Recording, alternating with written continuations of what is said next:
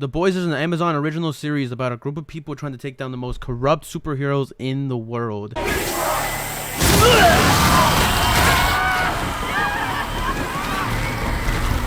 I really do love this series, so it makes sense to me that it has gained lots of popularity, especially recently with the release of season 3. With any popular series, the publishing company is going to do anything they can to extend the universe and the story. This mentality is the reason why we get almost never as good spin-off series that no one ever asked for. Most of the time, the spin-off series are never even half as good as the original, and sometimes can damage the reputation of the original. The most recent example of a spin-off actually being good is Better Call Saul, but even at the start, a lot of people were turned off of it just because it was a spin-off series. Recently, it's been announced that The Boys will have a spin-off series called Gen V.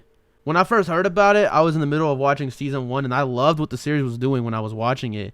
But after hearing about the spinoff, I immediately thought to myself that this would just be a series that Amazon is going to cash grab and be absolutely useless in the overall story. But then later, I really started thinking about the series and how it could be really good at expanding world and fleshing out what we know about the series. Before we continue, spoiler alert for The Boys comics and spoiler alert for The Boys season 1 through 3. Boy.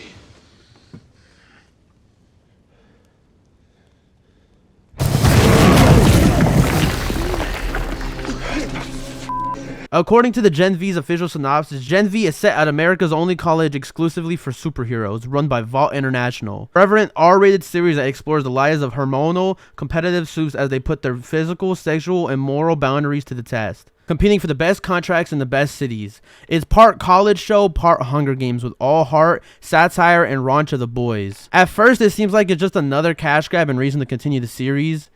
But Eric Kripke, showrunner of both shows, states that there's definitely crossover, and we're doing our best to design a universe that sees some of the issues and storylines in season 3 hand off to the first season in Varsity. Like, there's a presidential campaign happening in the background of that season, and there's certain things that are happening at the school that are both in reaction to the season 3 of The Boys. There's also some storylines that are happening in the season of the spinoff that we can pick up and take into season 4 of the show. After hearing that, I changed my mind a bit, and I thought that the spinoff could be very fun and even beneficial to the overall story. Eric also said that this show will be inspired from the G-Men, a parody of the X-Men that show up in the comics. The G-Men is a group with a horrible backstory in the comics that has still yet to be explored in the show. John Godolkin is the Professor X of the G-Men in the aspect that he brings the team together, but unfortunately he's way more morally wrong. John gets a hold of Compound V and starts kidnapping children all over the world and gives them weekly doses of Compound V for them to develop powers.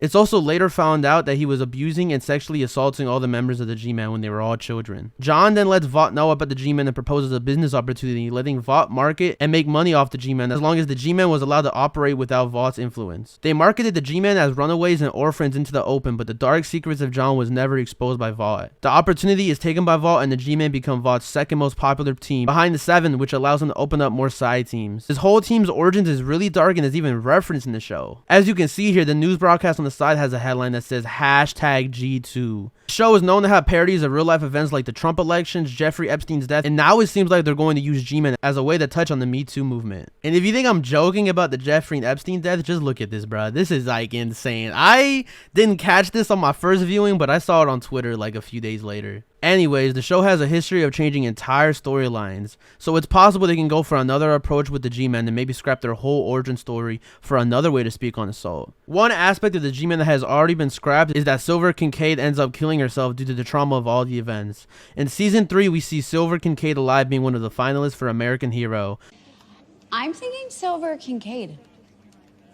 But she's from Afghan. She's from England. Yeah. And she has the highest rescue stats of any of the finalists. Do you really think I'm gonna let a fucking Muslim in the Seven? Captain Al-Qaeda, we're Americans. It's possible they're going to rework aspects of the G-Men story so it fits in line with the events of the Boys universe. For example, maybe she's the one who starts the G2 movement, exposing something that happens to her, or maybe she exposes the G-Men as a former member of the group. Another way they could take the story is where on the Vought International YouTube channel, there's a video that mentions a yearly draft that will be taking place at Godolkin University. Now, in just a few short months, the best and brightest young heroes from Godolkin University will see their dreams come true or come crashing down, as everything they've been training for over the past 4 years all comes down to this.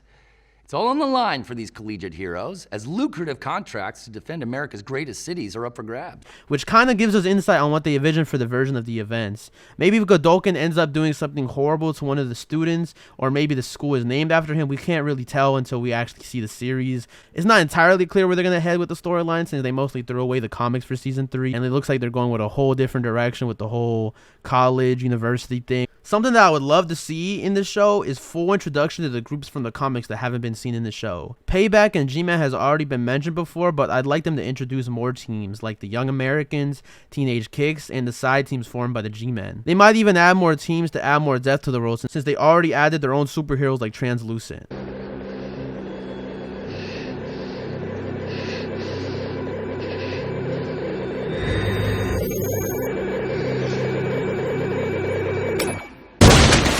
So maybe they could do the same in the spin-off series. I'm personally very excited after digging into what the series could really include. Of course, we gotta wait until 2023 to see what their vision is for the show, but hopefully we get more and more news, or maybe even the trailer this year. I'm already extremely excited for season 4. The ending was very, very interesting to me whenever like Homelander did the laser eye and then Ryan smiled. I feel like that's a really good setup for a story. Anyways, I hope you guys enjoyed this video. If you want more theories and more videos about the boys, please hit that thumbs up button, hit that sub button, and make sure the notification bell says always on. I appreciate y'all for watching. SA out.